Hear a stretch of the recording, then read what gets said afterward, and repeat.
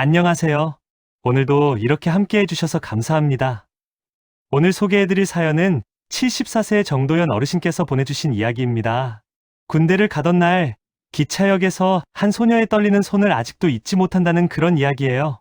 정성스럽게 손으로 쓰인 편지를 받았는데요. 한 글자 한 글자 정말 또박또박 쓰셨더라고요. 그럼 어르신의 사연을 천천히 읽어드리겠습니다. 안녕하세요. 저는 올해 74세 평범한 노인입니다. 이 나이가 되어서야 라디오에 사연을 보내게 될 줄은 몰랐습니다. 하지만 요즘 들어 자꾸만 떠오르는 기억이 있어서 누군가에게 꼭 말하고 싶었습니다. 제가 20살이었을 때의 이야기예요. 저는 그때 한적한 시골 읍내의 작은 서점에서 일하고 있었습니다. 학교를 졸업하고 곧장 생계를 돕기 위해 들어간 일자리였어요. 아버지께서 편찮으셨거든요. 대학에 가고 싶었지만 집안 사정상 그럴 수가 없었습니다. 그래서 서점에서 일하며 돈을 벌었어요. 힘들지는 않았지만 그렇다고 쉬운 일도 아니었습니다. 하루 종일 서서 책을 정리하고 손님을 응대하다 보면 저녁엔 녹초가 되어 집으로 돌아가곤 했어요. 그런데 어느 날 비가 내리던 여름 끝자락의 오후였습니다. 젖은 우산을 들고 한 여성이 서점 문을 열고 들어왔어요. 우산에서 떨어지는 빗물 소리가 유난히 크게 들렸던 날이었습니다. 그 아이의 이름은 연주였어요. 인근 재봉틀 공장에서 일하는 20살 동갑내기였죠. 저처럼 가난한 집 아이였습니다. 연주는 시 한 권을 골라 계산대로 가져왔어요. 윤동주 시인의 시집이었습니다. 표지가 낡은 책이었는데 연주는 그 책을 조심스럽게 펼쳐보더니 사겠다고 했어요. 책값을 계산하며 몇 마디 나눴을 뿐인데 그날 이후로 연주는 자주 서점에 들렀습니다. 책을 사러 온 것도 아니고 읽으러 온 것도 아닌 것 같았어요. 그저 조용히 서가 사이를 걷다가 제 얼굴을 슬쩍 바라보고는 수줍게 웃곤 했습니다. 저도 이유를 모른 채 그 시간이 기다려졌어요. 시계를 보며 오늘은 올까 하고 기대하는 제 자신을 발견하곤 했습니다. 처음엔 인사만 나누다가 어느새 오늘은 날씨가 좋네요. 요즘 어떤 책이 잘 나가요? 같은 짧은 대화를 나누게 되었어요. 그러다 우리는 퇴근길에 강가를 함께 걸으며 이야기를 나누는 사이가 되었습니다. 제 서점 퇴근 시간이 저녁 6시 반, 연주의 공장 퇴근 시간은 6시였어요. 그래서 자연스럽게 연주가 서점 앞에서 기다렸고 함께 집으로 가는 길을 걷게 되었습니다. 집이 같은 방향이었거든요. 강가엔 버드나무가 있었고 저녁 햇살이 물에 반짝이곤 했습니다. 우리는 그 길을 천천히, 아주 천천히 걸었어요. 집에 빨리 가고 싶지 않았던 거죠. 연주는 늘 손가락에 작은 반창고를 붙이고 다녔습니다. 재봉틀 바늘에 자주 찔린 흔적이었어요. 어떤 날은 손가락 3개의 반창고가 붙어 있기도 했습니다. 아프지 않아? 라고 묻자 연주는 밝은 얼굴로 대답했어요. 아프죠. 그래도 이런 시간 있으면 괜찮아져요. 그 말 한마디가 낯선 위로처럼 제 가슴을 건드렸습니다. 우리 둘 다 어린 나이에 각자 사정이 있었지만 함께 걷는 그 짧은 시간만큼은 세상에서 가장 고요하고 따뜻한 순간이었어요. 연주는 가끔 자신의 꿈에 대해 이야기했습니다. 언젠가 재봉틀을 자기 것으로 사서 작은 옷가게를 하고 싶다고 했어요. 직접 옷을 만들어 팔고 싶다고요. 저는 그 꿈을 들으며 나도 언젠가 작은 책방을 갖고 싶다고 말했습니다. 우리의 꿈은 소박했지만 그 꿈을 나누는 시간만큼은 눈부시게 빛났어요. 그렇게 여름이 지나고 가을이 왔습니다. 은행잎이 노랗게 물들던 그 가을이요. 둘은 서로의 사정과 고단함을 다 말하지 않아도 묘하게 서로에게 기대고 있었습니다. 그런데 어느 겨울 저녁 저에게 입대 통지서가 날아왔어요. 빨간 봉투를 받아든 순간 가슴이 철렁 내려앉았습니다. 아버지의 병환으로 대학도 포기하고 일하던 제게 입대를 미룰 도리는 없었어요. 집안의 장남이었고 군대는 반드시 가야 하는 것이었으니까요. 그날 밤 저는 잠을 이룰 수 없었습니다. 연주에게 어떻게 말해야 할지 막막했어요. 며칠 고민하다가 서점 문을 닫고 연주에게 조심스레 말했습니다. 연주야, 나 군대 가야 해. 그 말이 떨어지자 연주는 순식간에 눈을 깜빡이며 입술을 꽉 깨물었어요. 금방이라도 울 것 같은 눈빛이었습니다.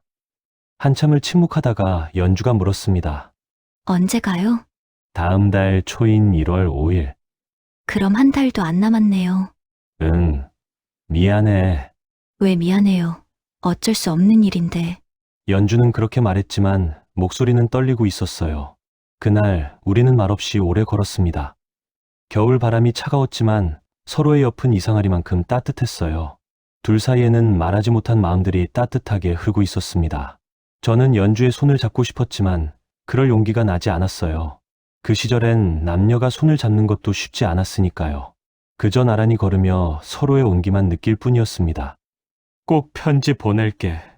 너도 보내줘. 제가 말했고 연주는 고개만 끄덕였어요.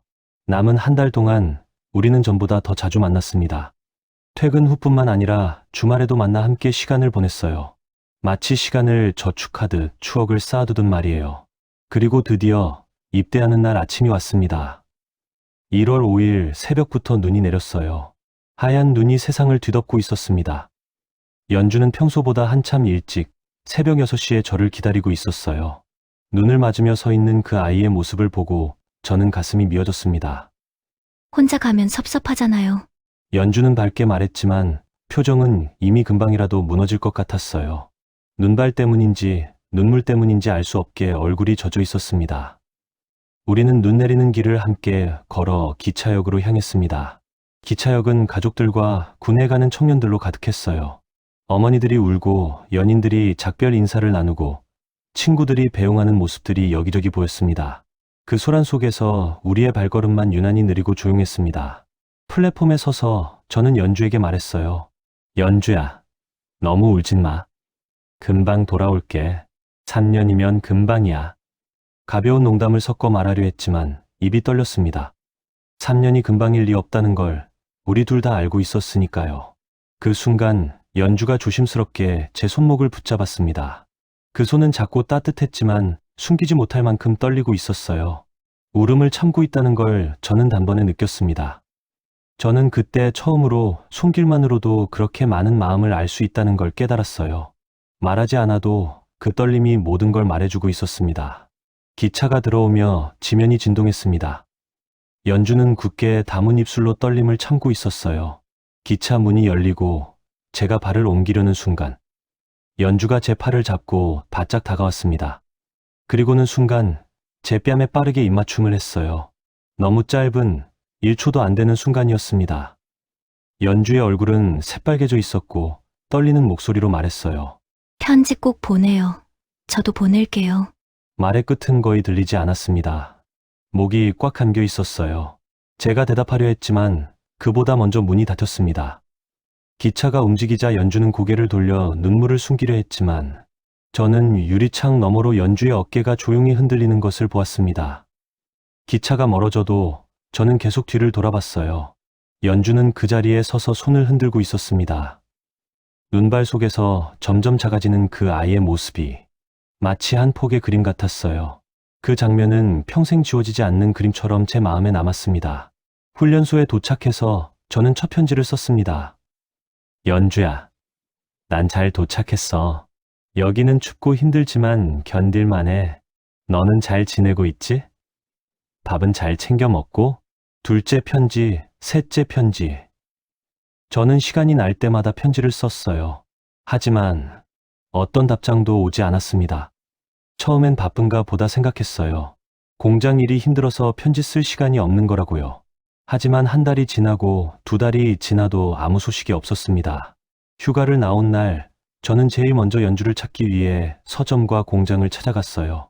하지만 이미 서점은 문을 닫았고 주인 아저씨도 다른 곳으로 이사를 가신 뒤였습니다.